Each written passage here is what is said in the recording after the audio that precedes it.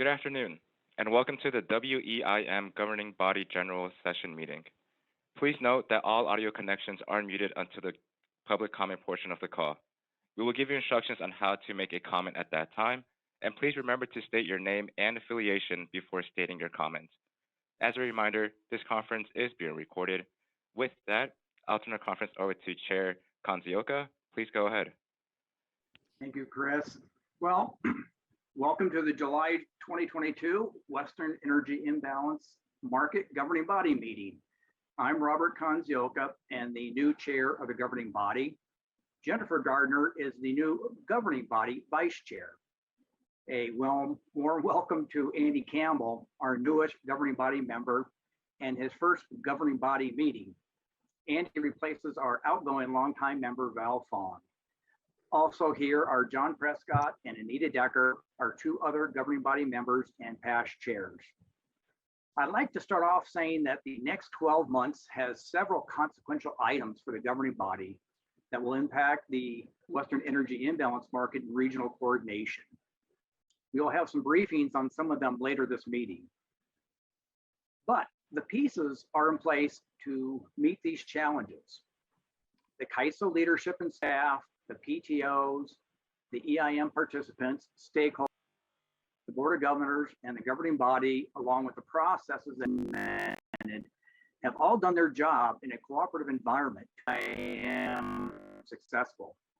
I would like to thank the previous EIM chairs, Fong, Linville, Prescott, Decker, and those that I haven't noted for their leadership in getting us to where we are today. Collectively, we have been put on the right trajectory, and we need to continue heading in that right direction. By next summer, we see expansion of the EIM with WAPA, Desert Southwest, El Paso Electric, and Avangrid going live. And after that, there are still some expansion opportunities for the WEIM. I'd like to touch on a couple of the GRC recommendations that were approved by the Board of Governors and the governing body last year. One is the use of a market expert. This last 6 to 9 months, the governing body has been working diligently to implement that recommendation. And I know there has not been a lot of visibility, although there was the press release about the retaining of Susan Pope as our market expert. What I'd like to share is that in our subsequent meetings, you are going to see more information regarding the market expert and what the governing body is doing in using that market expert. Another GRC recommendation was the governing body participation in the Department of Market Monitoring Oversight Committee. I would really like to be able to share even more than I can, but what I really wanted to be able to state is that even before the GRC recommendation officially took place, I was invited to participate on that oversight committee and have done so diligently this last year. And I can share with you that the information that the oversight committee is receiving is also being shared with the governing body. And there is a lot of valuable work that is done by the Department of Market Monitoring. And it's really a shame that more cannot be made public. And then lastly, looking ahead to when we start having in-person meetings, we will be looking at opportunities to once again have some regional meetings to allow more engagement. And so with that, I conclude my opening remarks, which I recognize was lengthy today, and they probably will not be so lengthy in the future. I'd like to be able to go to public comments. So at this time, Chris, if we can see if there are anybody who would like to make comments that are items not on the agenda.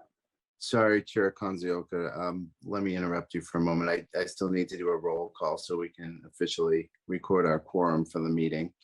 Roger. But that's okay. I appreciate your zealous enthusiasm. So the roll call would be Chair Kanzioka. Here. Vice Chair Gardner. Jennifer, are you on the phone? I don't hear her. I believe she. Oh, I see her. No, I am we had some technical difficulties connecting me. I am But here. Thanks, you Raul. are here. Excellent. Thank you. And our newest member, Member Campbell. I'm here. Thank you, Andy. Member Decker Here. and Member Prescott. I'm here. Thank you, and apologize for the interruption on that, but now back to you, Chair Kanzioka, and our request for public comment. So once again, if there are any public comments at this point for items as on the screen, not on the agenda. If you would like to make a comment, please click on the raise hand icon located at the bottom of your Zoom screen.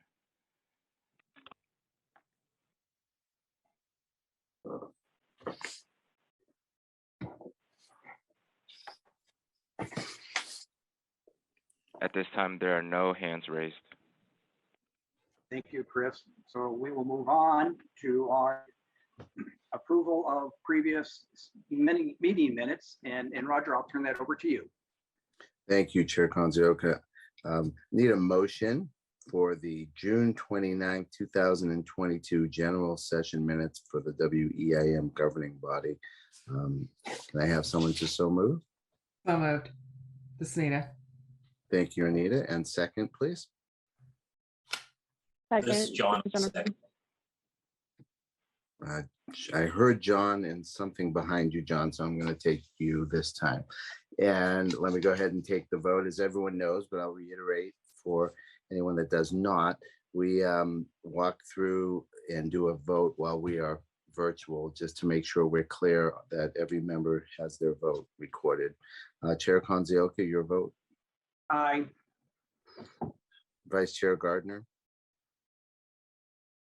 Aye. Member Campbell. Abstain. Thank you, Andy. And for the record, Andy was not a member of the governing body at the June 29th meeting. So you're abstaining. That is noted. Member Decker Aye. and Member Prescott. Aye. Thank you, governing body. The motion passes. Back to you, Chair Kanzioka. Thank you. Our next agenda item is a CEO report, and with us today provide that report is the president and CEO of the Cal ISO, Elliot Mainzer. Thank you, Chair Kanzioka. It's wonderful to see you, Vice Chair Gardner, our new leadership team, members Prescott and Decker, and again, a warm welcome to Member Campbell. It's great to have you here, and really looking forward to working with you. And for Chair Kanzioka, I appreciate your opening comments and that sense of sort of the significance and the opportunity before us in the next 12 months. We're really feeling that here at the ISO, and really looking forward to, I think, what are likely to be a lot of really important and I think strong outcomes here for California and the broader West. I wanted just to start, of course, as we're about a month into summer, highlighting a few items from my CEO report of July 12th. You know, it's about a month in. I think we've all been fortunate. There have certainly been some isolated hot days and a few constraints here and there, but generally reliability has been solid for the West. In California, we hit, I think our highest peak load of the summer so far was back on June 27th at just under 42 gigawatts. But supplies were adequate. We've had quite a good diversity of weather across the West. Just noted on that same day, June 27th, total load in the RC West footprint was 117 gigawatts. That compares, interestingly, to the 127.6 gigawatts record for RC West that was set back on August 20th, 2020. So it just gives you a little bit of a sense of the kind of headroom. And we've also, of course, been fortunate to put some additional capacity on the system. But we are all, I think, across the West, paying very, very careful attention to temperatures and our transmission loadings and doing everything to stay coordinated and communicated to maintain reliability. Again, as you remember, last year on July 9th, the Bootleg fire was a very stressful event for many folks in the Western Interconnection. So far this year, there have been a few bigger fires, but no major threats to the bulk electric system. And of course, here in California, the topic of resource adequacy continues to receive significant focus, and we will continue to support the state as they work through the details of the new strategic reserve and prepared to help dispatch those resources as they are assembled if we get into stage 2 emergency conditions. So a lot of work happening. We note also our colleagues outside of California continuing to work on the Western Resource Adequacy Program, looking forward to their tariff filing and continuing to stay coordinated on RA across the West. As you know, there is a tremendous amount of work underway right now on the extended day ahead market.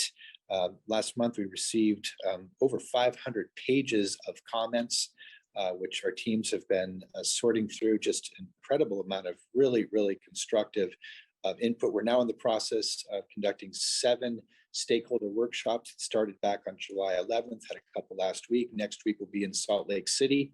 And wrapping those meetings up before going back and trying to synthesize all of the input that we've received from across the West into a revised version of the proposal that we're targeting for release on August 11th. So I just can never omit the moment to just thank everybody. I know there's so much happening right now across the Western United States, and we just are so appreciative of the input that we're getting from stakeholders from across the region, really, really helping us. We're quite excited about the next version of the proposal. I think as we really start dotting I's and crossing T's, we're really converging around what I think is going to be an exceptional design and something that's hopefully very actionable here this fall. So thanks again to everybody for participating. Of course, we'll hear a little bit later about the work, the accompanying work at the Governance Review Committee, which is really advancing, I think, the very important conversation about governance.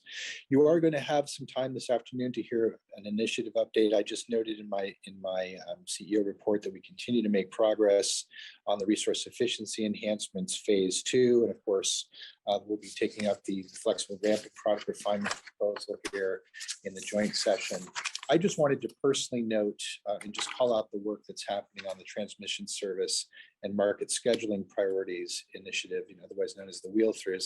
This is a topic that I have been personally putting quite a bit of energy into, along with my staff and others from across the West and quite frankly, the country. We've spent quite a bit of time on the phone in recent weeks, really canvassing the nation, talking to other system operators, talking to other utilities, really looking for best practices.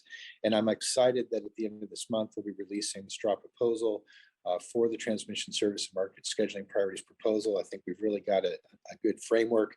We will continue to be leaning in to make sure that the ATC methodology that we develop is able to identify the necessary ATC for the native load customers in California, but also really working hard to identify inventory for those who've been dependent on our system for many years, and really getting our transmission planners and our market operators together to keep thinking about other tools and techniques that we can use going forward to continue opening up inventory, to maintain our interconnectivity, and to make sure that we've got a good, stable, and sustainable and effective subscription process for transmission across our systems. That's a very important topic for all of us. We're looking forward to the next phases in that conversation. So with that, I'll stop. I know we've got some other topics for today, but again, it's wonderful to be working with all of you. Really excited about the next few weeks, and to all of our EIM entities, thanks again for your partnership and collaboration, and looking forward to the next chapter. Thanks again. Thank you, Elliot. Governing body members, any questions for Elliot? Okay, seeing none. Elliot, just one question is anyone taking summer vacation? Things are busy. I'm afraid I sort of learned last year that we take our summer break during the spring. So I had a wonderful trip to Moab and a great week in Washington, D.C. with my kids and family, but we're pretty much here for the balance of the summer. I'm sure there's a little bit here and there, but this is the time to really grind and keep the lights on and continue to advance our initiatives. So, but thanks for asking. Thank you. Our next agenda item is a briefing on the body of state regulators. And with us today is the chair of the Utah PUC, Tad LeVar, and I apologize. And Chairman LeVar is the chair of the BOSSR. So with that, I'm going to turn that over to Chair LeVar. Thank you, and good afternoon, Chair Kanziolka, Vice Chair Gardner, and members of the WEIM governing body. My report today from the body of state regulators will be brief. Not much has changed since your last meeting, but I expect to have a much more substantive report for you during your August meeting because we have a lot of things that we will be bringing to a close in the next few weeks. Our two focus areas continue to be the work of the Governance Review Committee and the extended day-ahead market proposals. Commissioner Letha Tawney from Oregon has been representing the BOSSR on the Governance Review Committee. This Friday, she will be briefing the BOSSR members on last week's straw proposal from that committee. Commissioner Tawney has kept the BOSSR updated on the ongoing work of the committee, and we anticipate submitting BOSSR comments on the straw proposal to the governing body before the August 15th deadline. Additionally, I appreciate the reception that the BOSSR's comments on the extended day-ahead market straw proposal received. We look forward to the results of the upcoming technical conferences and the revised straw proposal that will be posted in August. We anticipate evaluating that revised proposal to determine whether we should modify or supplement the comments we previously submitted. While this report is brief, I want to recognize that these two issues are integral to the ongoing viability and evolution of the WEIM. And all the members of the BOSSR appreciate the transparent way the California ISO staff and the governing body work to publicly vet and develop these initiatives.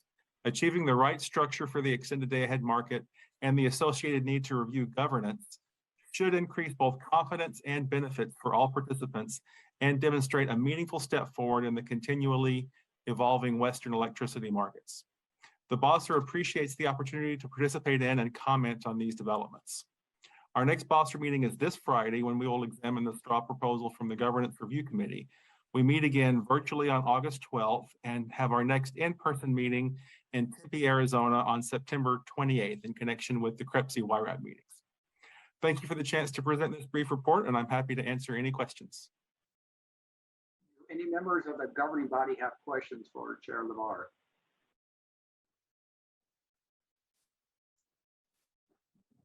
Currently none, and so appreciate those comments. We do recognize the work that is being done and the intensity that is occurring at this stage, and that it's not letting up. And we appreciate the extraordinary efforts that is being put forth by BOSSR and staff to make things happen. So Chair LeVar, I apologize for stumbling on your name, and I will make certain I don't do that in the future. I've been called much worse, so thank you. Thank you. Our next agenda item is a briefing on the Regional Issues Forum, and with us today is Vijay Satel, who is from the Western Resource Advocates, and he is chair of the Regional Issues Forum. Vijay, are you there? Yes, thank you. Can you guys hear me? Yes. Okay. Thank you all, and hello to the entire EIM governing body membership, and especially welcome to Andy in your new role as well. On behalf of the RIF liaisons, including the Vice Chair Josh Walter and myself, I wanted to give you all three updates, please. One is, first of all, before I even go into the updates, I want to thank CalISO staff, Emily Hughes and Holly Taylor. They've both been super helpful adjusting and adapting with some of the work priorities that I spoke about last time when Chair Decker was facilitating the meeting. And they've been working really hard to adapt to the follow-up meetings and the logistics that go with the other meetings that you all have at the GB and then the GRC as well. That gets to my update number one. As I've already informally had a short briefing to brief Chair Kanzioka, I think the bottom line message that all the RIF liaisons have given in consensus was we recognize the desire for the RIF to be more active and take on some of the active stakeholder proposals, discussions, or current trending issues in ways that is helpful for deliberation, not when they're at the final step of approval. To that end, one of the formal requests that the RIF liaisons are making, and I'm channeling the message, is to try to schedule some of the meetings before or after the EIM governing body meetings in future, or the GRC, in ways that it adds to the value proposition and the time being spent in attending any of the meetings. So that was more of a scheduling agreement that the RIF liaisons have taken, and I have made that request known to CalISO staff. The second, which is more important update, is a tentative agreement for the next deep dive, like a panel discussion on August 29th, will be on grid operations specific to the EIM. And in the EIM, what do we mean by stress conditions? How do we define stress conditions? How do they manifest? How does the EIM take that into account? And being very careful not to enter the RC deliberative work and the RC actions that is out of scope, but staying within the domain of the EIM dispatch and appropriate procedures and response that happens to respond and address stress conditions. That was impressively a common area of interest for majority of the sectors, and even the ones who may not have voted for that were not in disagreement. So we have a consensus work topic coming up for discussion. If anybody has any suggestions on guest speakers or panel presentation speakers, feel free to connect them to me, please, or please reach out to Holly Taylor and myself and Emily, and I'll be happy to entertain them and give them back as a perspective to the RIF. The third and the only other relevant item for discussion is, or my bad, an update for you all is, we are trying to deliberate in our next liaison coordination meeting how best to engage on the governance proposal that has just been released. While each of the sectors, each of the liaisons, myself included for the PIO sector, but as the chair, we have not come to an agreement on where and how we want to respond to the GRC proposal, but we do have planned a 45-minute time slot agenda to invite anybody from the GRC, or ideally maybe Therese as the chair, to come and give an update. We wish to clarify that there is a clear interest in identifying some specific pathways of how we will engage and comment if we can. And to that end, the RIF liaisons have all agreed on some questions that we have requested of CalISO staff and legal to clarify on the avenues of engagement. So we are clear on our what is in our bandwidth and what is appropriate in our role. If we were to give, say, majority versus minority comments, or any sector may give individual sector comments, if at all. So I just want to, for the sake of transparency, as we're talking about governance, just wanted to share where the RIF liaisons are and where CalISO staff is helping us. Those are my updates, and I welcome any questions, please. VJ, thank you. Governing body members, any questions for VJ? VJ, I'm seeing none. So I want to thank you for your update. The work that is being done by REF is very promising. I think the area of stress conditions is very interesting and is very topical. And I think it could be well, certainly is of great value. And we saw in previous years when new members joined in, one of the areas that they talked about and asked for additional feedback on was more training on those conditions. So I think that is going to prove to be valuable, and I think we all look forward to the outcome of what you explored. So thank you. Thank you, and that's good feedback on the training aspect. I'll take that back to the RIF. Thank you. Very good. Thank you. Thank you all. So our next topic is going to be a briefing on policy issues. And with us today is Anna McKenna, who is the Vice President of Market Policy and Performance. And she's going to be touching on some of these initiatives and work that I know are of great interest to just about everybody. And these are things that I know have risen to a high priority area, and CAISO has really focused in on working through these issues to get to the resolutions on them. So with that, I'm going to turn this over to Anna. Thank you, Chair Kanzioka, and thank you, governing body members, members of the public, and colleagues for this opportunity to provide you an update on some very important initiatives, as Chair Kanzioka mentioned. Before I proceed, I did want to say welcome to governing body member Campbell. It will be nice to work with you, and looking forward to our works together on many important initiatives. I also wanted to say congratulations and look forward to Chair Kanzioka and Vice Chair Gardner's in your new tenure as well, and continuing to work together on many of these issues. I'm going to, as Chair Kanzioka mentioned, I'm going to touch on some important policy initiatives. I'll be focusing in on the WEIM resource sufficiency evaluation initiative that's currently underway, our wheel through effort that Elliot mentioned earlier in his briefing, as well as the EDAM effort currently underway. So with that, on the resource efficiency evaluation, I would like to share with you that since the last briefing, which Greg gave to you in my absence, we have actually completed a number of the, been working on a number of the RSC initiative efforts. We posted our straw proposal and addressed in the straw proposal a number of proposed changes that affect whether or not we consider, for example, load conformance and the resource efficiency evaluation, also how we consider uncertainty, both load and intertie uncertainty in the evaluation. And finally, we put out a proposal to consider the appropriate consequences of failure of the resource efficiency evaluation, which is a big item that has been part of our conversation now for some months, as the stakeholder community and yourselves and the Board of Governors have asked us to consider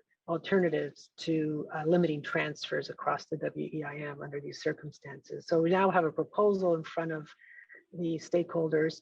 We had a meeting on July 11th, and that was a very good meeting. We had a lot of good feedback, but we're also looking forward to now receiving comments on July 25th. And we're encouraged that with the discussions at the meeting, as well as the written input, that we will be able to shape our next version of the proposal more to respond to input provided from stakeholders. We're hoping with that input that we can stay on track on developing or fleshing out a sufficient proposal so that we can actually implement this by next year. I think you've heard me say this before, but I wanted to emphasize that our goal is to flesh out the proposal as much as possible by the end of this summer. Well, really as soon as end of August, so that we could start determining whether it's feasible for implementation by June 1. We normally don't do June 1 type of drops of software, but we do think this is really important and have taken the input we received from stakeholders into consideration to try to expedite this. So we're looking forward to getting the comments from stakeholders now in writing, so we can try to button up some of these design elements and present that in the next version of the proposal. So that covers the resource efficiency evaluation efforts as they currently stand. Touching and turning to the wheel through priority initiative, as Elliot noted, we're actually feeling pretty good about our straw proposal, which we're about to post. We've been doing extensive research and outreach throughout the country, as well as other neighboring balancing authority areas, to leverage practices as much as we can, recognizing that we do operate our transmission a little bit different than other people in the West.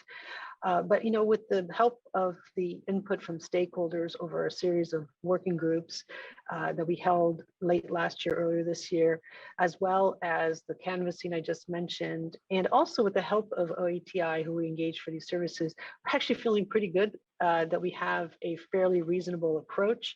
And we're hoping to post this later this month, by the end of July.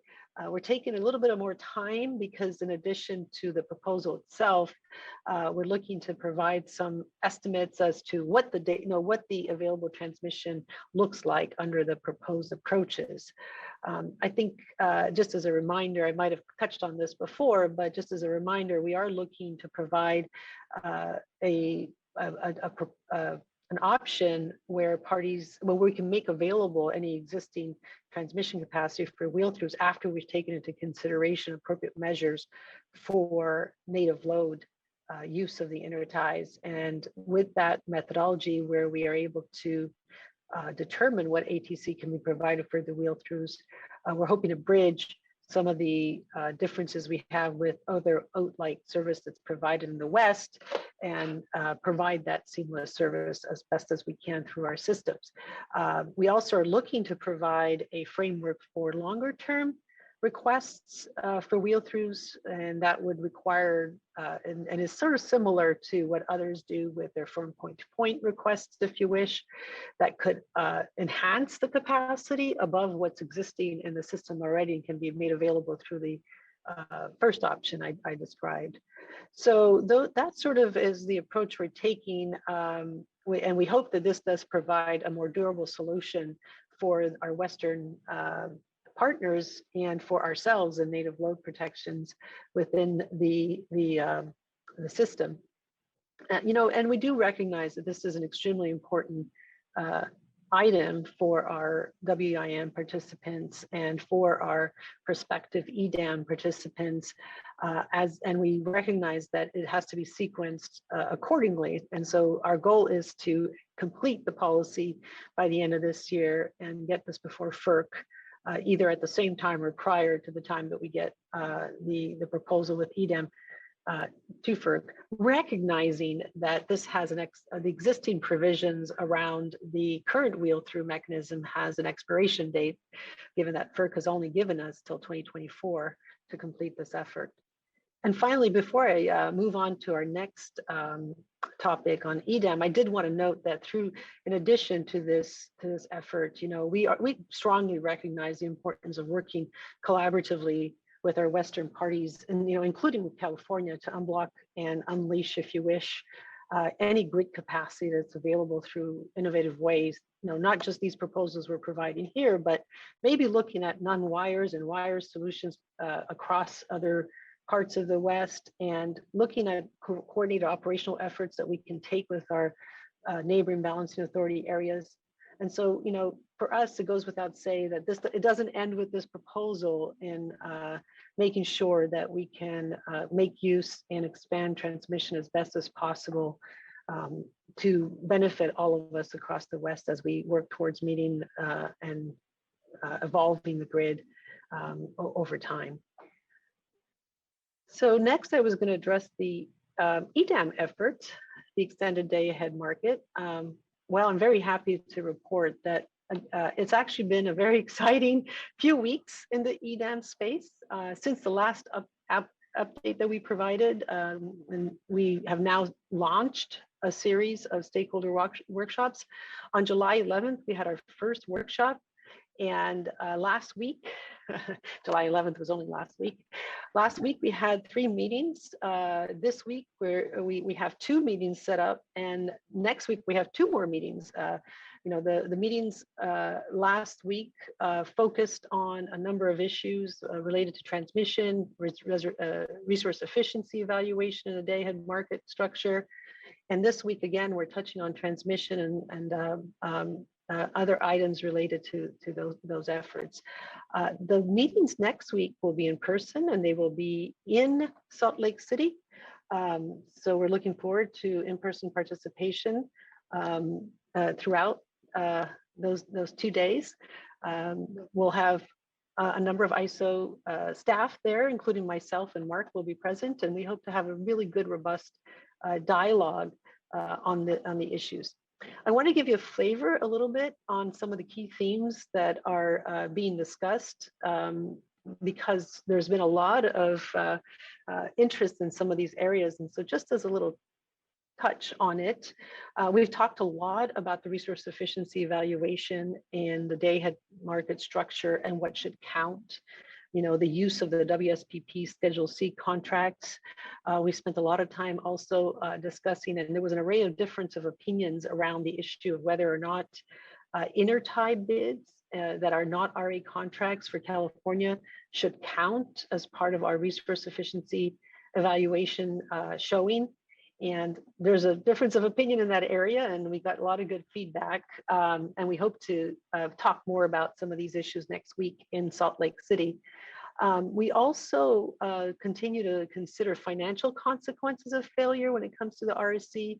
And there seems to be still a strong interest in looking at financial consequences and not limiting transfers, recognizing, however, that the financial consequences must be sufficiently robust to incent parties to do forward procurement so that we can maintain the confidence of the EDAM transfers and reliable EDAM market.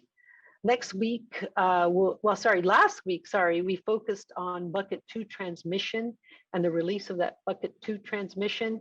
And by now, I hope I have not lost you all, but the bucket 2 transmission refers to the transmission that's made available to the EDAM that covers, if you wish, the native load of entities that participate in the EDAM. It doesn't cover all of their native load, but it's that transmission that is held for, to be made available to the EDAM as part of their voluntary participation. We talked a lot about different opinions on whether congestion rents or unscheduled transmission should be made available automatically and optimized through the market. Difference of opinions there as well. Recording in progress. This week, we focused on bucket 3 issues, and the bucket 3 issues is that unsold capacity. And I'm sorry, I'm going to correct myself. The bucket 2 issues, I'm sorry, I started with bucket 1. The bucket 2 issues, that transmission is a transmission that was sold to customers, but then customers voluntarily make available to the market. The bucket 3 issues is that portion of transmission on other people's system that has not been sold. And then we talked a lot this week, just yesterday, about how that should be made available. Next week, we're going to be digging through more deeply on confidence of confidence of transfers. And based on the written comments, there seems to be a lot of support on providing equal priority to transfers from the EDAM to load within the balancing authority areas, even under severe conditions. So there seems to be a strong interest in making those transfers firm and confident, providing confidence they will be made available both for reliability and efficiency purposes. So we'll be digging into that next week. And next week, we'll also be digging into the GHG topic again in Salt Lake City, in getting a little bit more into the discussion of the the appropriateness of the zonal approach that some parties put forth. As I noted in my blog, I hope you all had a chance to read it. A lot of the enthusiasm that we see and the input that we've received is really a true testament to the interest and commitment on making the EDAM design a very viable one for all our participants and for both for everyone across the West that can participate. I'm very encouraged by the enthusiasm and participation of stakeholders at all these meetings and as reflected in the submission of comments. So thank you all for that. And if you have any questions, I'll be happy to answer them. Very good, thank you, Anna. Let's first start with the governing body. We'll see if there are any questions by the governing body members. John, you have one? And then Anita.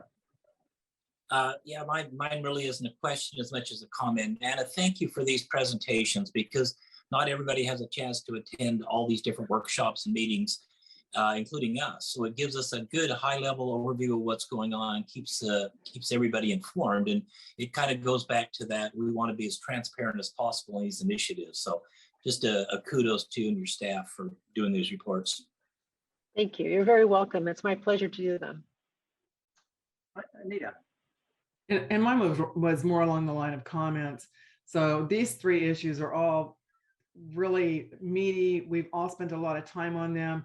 I'm really looking forward to the comments on the RSC, and then also seeing the additional, the release of the wheel-through proposal. Those have been really important to our stakeholders. We've been following them very closely. And so really, I just look forward to that next piece of information. I know you guys have worked really hard, and I know you've done a lot of outreach, and you worked really hard with stakeholders and doing some benchmarking across other ISOs and RTOs. So just, again, good work. I really appreciate the stakeholder engagement on these, particularly those 2 issues at this time. Thank you. Andy or Jennifer, any questions? Double checking, okay. And I'm gonna go to public to see if there's any questions from the public.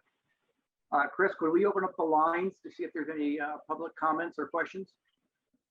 If you would like to make a comment or question, please click on the raise hand icon at the bottom of your screen.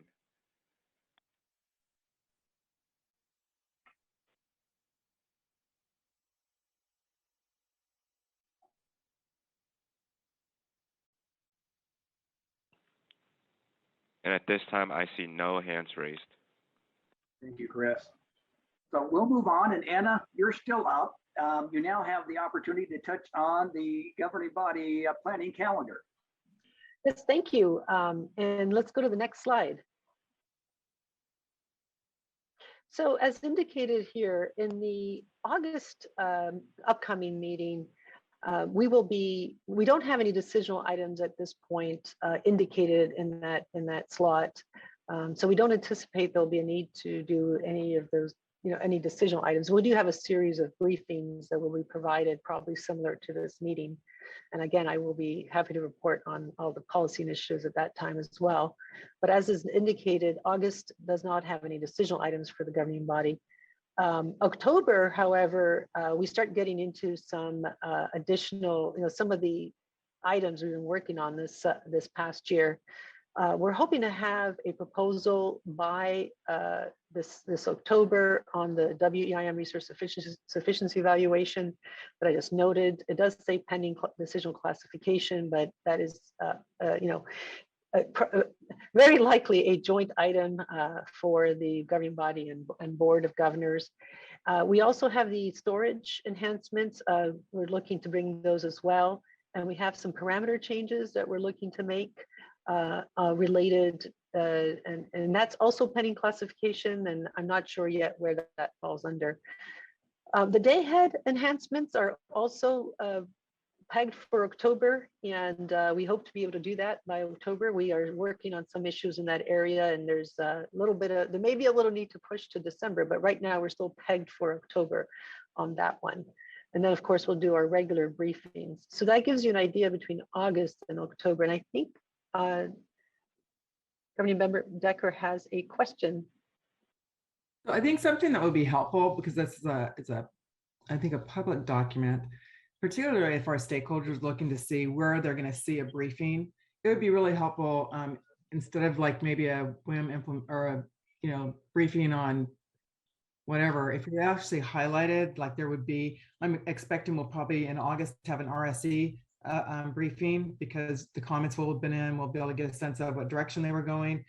I'd really like our planning calendar to be a little bit more transparent, at least the month before, where we know there might be a briefing on a particular topic, so people can see what topic they might want to tune into.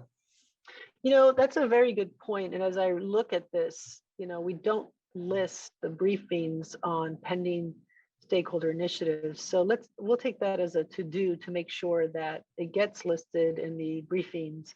And if we can indicate, by the time we post this, if we know what we're briefing on, we should list those as well. That will provide you probably the visibility that you're thinking of. All right. Thank you for considering that. No, absolutely. Thank you. Any other comments or questions? Okay, let's go to the next slide, which, oh, sorry, is there another comment or question? Double checking, Anna. Please proceed. Oh, okay. So going to the next slide. Now we're going towards the end of the year. Well, what you see in the fourth quarter, of course, is the items I just noted that we're looking to go to October on. I did want to note, however, that this week we'll be coming to you all on a joint decision on the reliability demand response bidding enhancements phase 2, and then of course the flexible ramping product refinements, a change we're looking to make there. That comes to the joint meeting on Thursday, so we're looking forward to that. I think I got my date right. So that's this week. It says Q3 there on this last slide. I just want to make sure it was noted. And that pretty much covers these two slides, I think. There are at least things worth mentioning. If there are any questions, I'd be happy to answer them.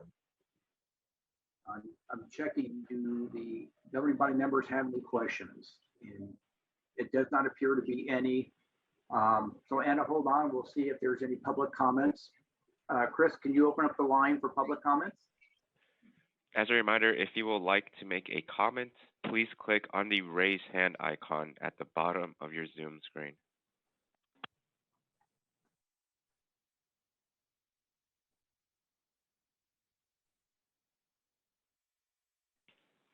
And at this time, I see no hands raised. Very good. Thank you, Chris. And let me thank you again. It's very helpful to go through this material.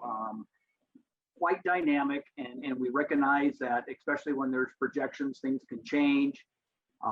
Priorities can be shifted, and things could get moved up or moved out. And it seems like we have to be vigilant in making certain we have the right dates and we see things coming. And I think Anita's comments are excellent, so we can really refine that as it gets closer. So thank you for looking into that to see if that can be implemented. Absolutely, Chair Kanzioka. Thank you. And if I could just make one more comment, because I forgot to say this, and this might be of interest to everyone. You know, we record the meetings on the EDAM and they're available on the website. So if folks want to go and back and listen, please do. They're all on the, you know, the stakeholder initiatives page. So you could, at your leisure, listen in. Just wanted to make sure folks were aware of that. Thank you. Thank you. I'm going to ask the governing body members if they have any questions on the informational reports. Okay, seeing none, I'm going to do one last check if any of the governing body members have any last minute questions or comments. All right, since there are none, I'm going to confirm we stand adjourned. We are adjourned. Thank you, Rob. Thank you, everyone. Have a good afternoon. Thank you. Bye.